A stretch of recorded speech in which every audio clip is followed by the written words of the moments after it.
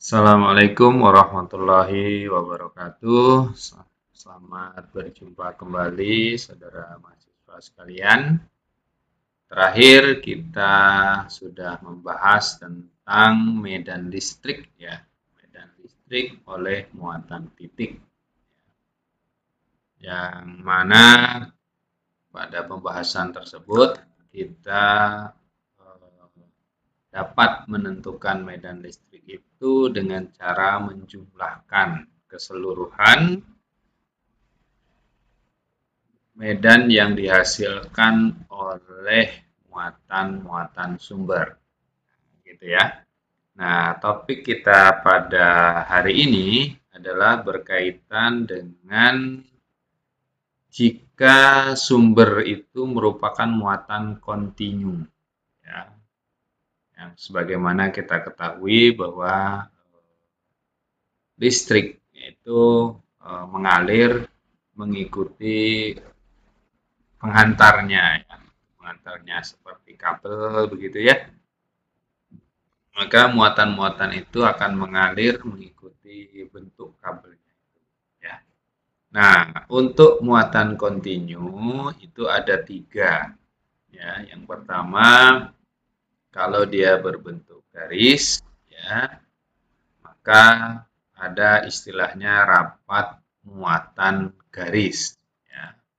Mana itu rapat muatan garis? Yang ini, ya, lambda X.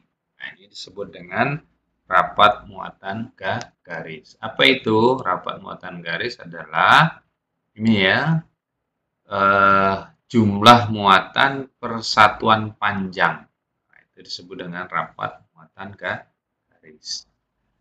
Nah, tentu konsepnya adalah kita ingat kembali, kalau kita ingin menentukan luasan, ya, dari satu bidang, begitu, maka salah satu pendekatannya adalah dengan menggunakan prosesi integral, ya. Nah, konsepnya sama dengan itu, ya. Maka kalau kita lihat gambar ini, saudara sekalian, ya, ini kan ada kawat lurus panjang, ya, yang panjangnya L, katakanlah begitu. Kemudian ada titik pengamatan P, ya, ada titik ini. Kita diminta untuk menentukan medannya, ya, berapakah medan pada titik pengamatan ini. Nah, secara otomatis alih-alih kita menghitung keseluruhan, kita lakukan prosesi pencuplikan. Pencuplikan katakanlah sepanjang ini, ya, DQ. Ya, tentu DQ ini nanti akan memberikan pengaruhnya terhadap titik pengamatan itu sebesar DE. Kan gitu konsepnya. Jadi DQ yang ada di kotak kita ini itu akan memberikan pengaruh medannya sebesar DQ pada titik pengamatan.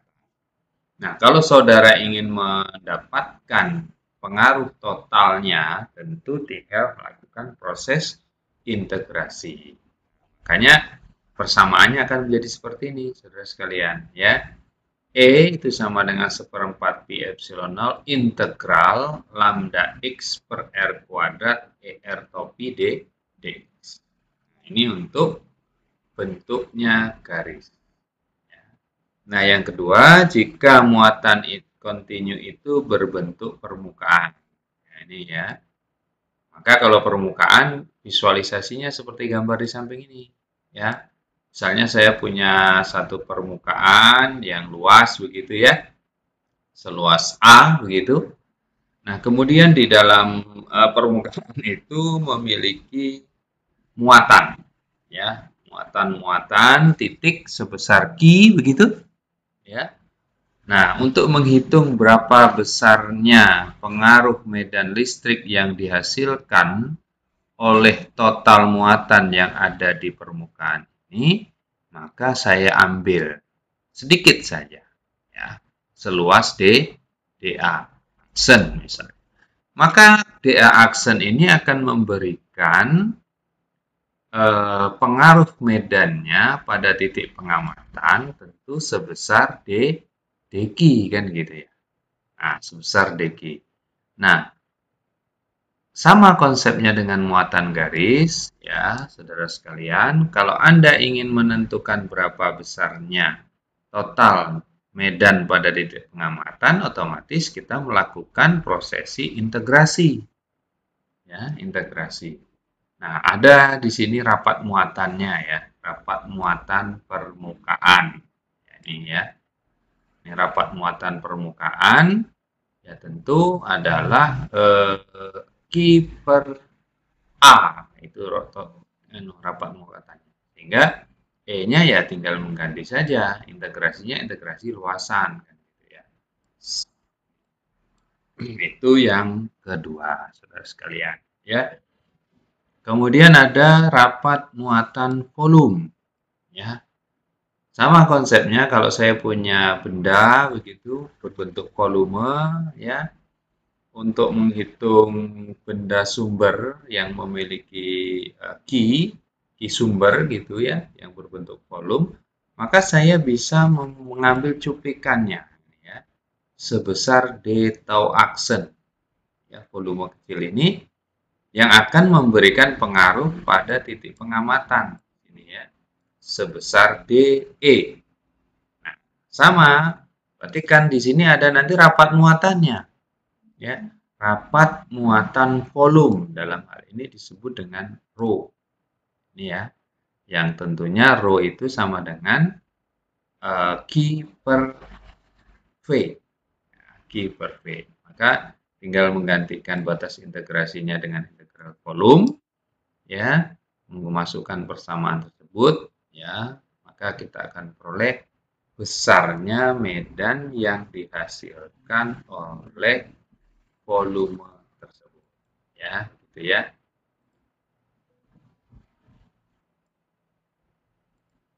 Nah, sekarang coba kita lihat ini penggunaannya ya. Kita punya contoh soal, saudara sekalian. Anda diminta untuk menentukan medan listrik pada jarak Z di atas titik tengah garis lurus panjangnya 2L dan rapat muatannya lambda.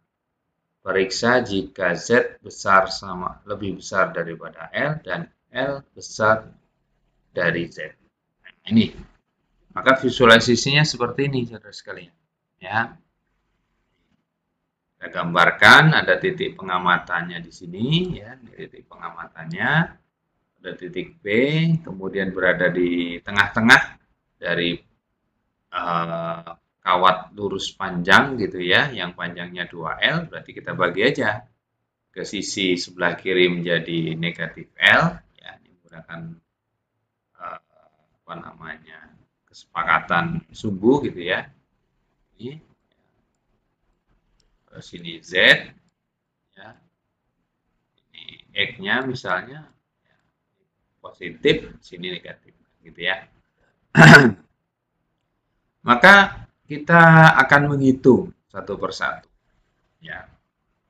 Otomatis kita dapatkan cuplikannya, ya ini, yang ini, dx, karena kita ambil sumbu x, ya, dx baik positif maupun negatif itu akan memberikan sumbangan terhadap kuatnya medan E pada titik pengamatan sebesar DE.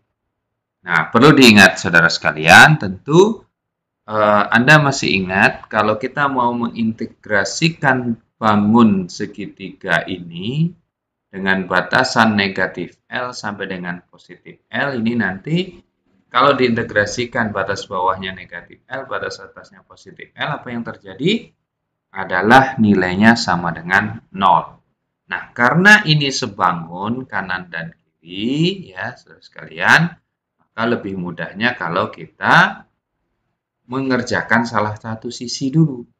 Ya, gitu ya. Ini salah satu, misalnya yang ini, sisi yang ini. Ya. yang maka segitiganya X, R, Z, gitu kan. Nah, tentu ini akan memberikan sumbangan dia, memberikan sumbangan sebesar DE. Yang besarnya adalah 1/4 pi epsilon 0 lambda dx per R kuadrat cos theta k atau pi. Ya, nah, kenapa cos? Karena proyeksi terhadap sumbu Z, saudara sekalian. Ya, ini kan arahnya ke atas ya. Walaupun ini nanti proyek besarnya itu kan yang ini, ya, sumbu tegak. Maka proyeksinya menjadi cos. Kenapa K?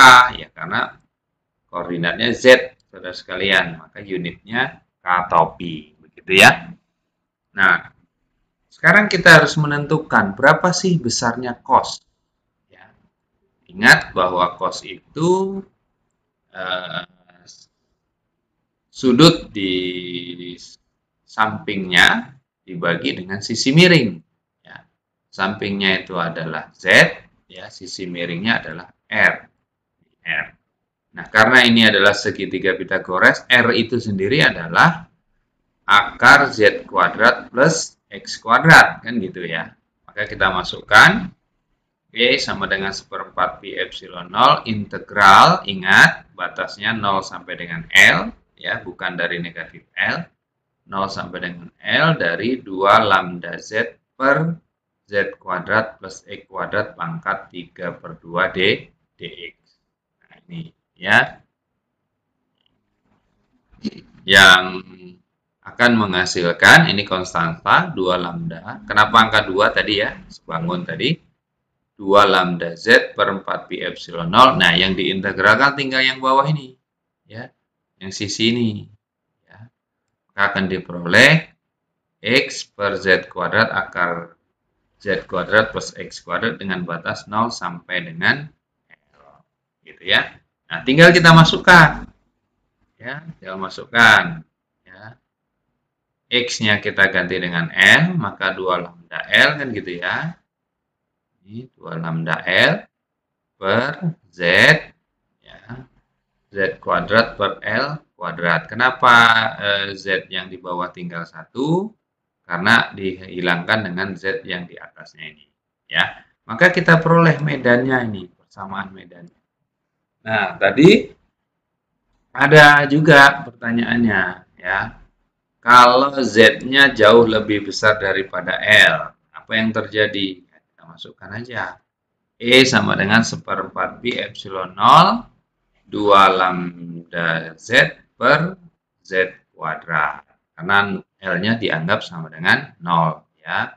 Nah, sepertinya kalau kita lihat, ya, 2 lambda L ini apa? Ya, 2 lambda L itu adalah Q, ya, Q dari sini, ya.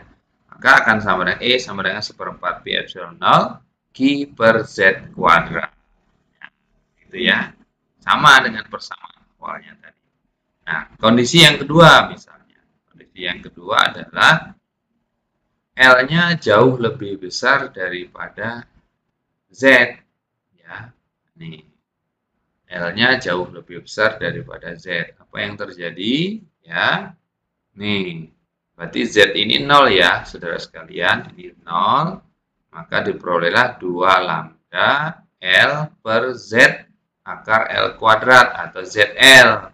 Nah, L yang di atas itu akan dihilangkan dengan L yang di bawah. Ya, maka jadinya 2 lambda Z. Ini ya, saudara sekalian. Ya.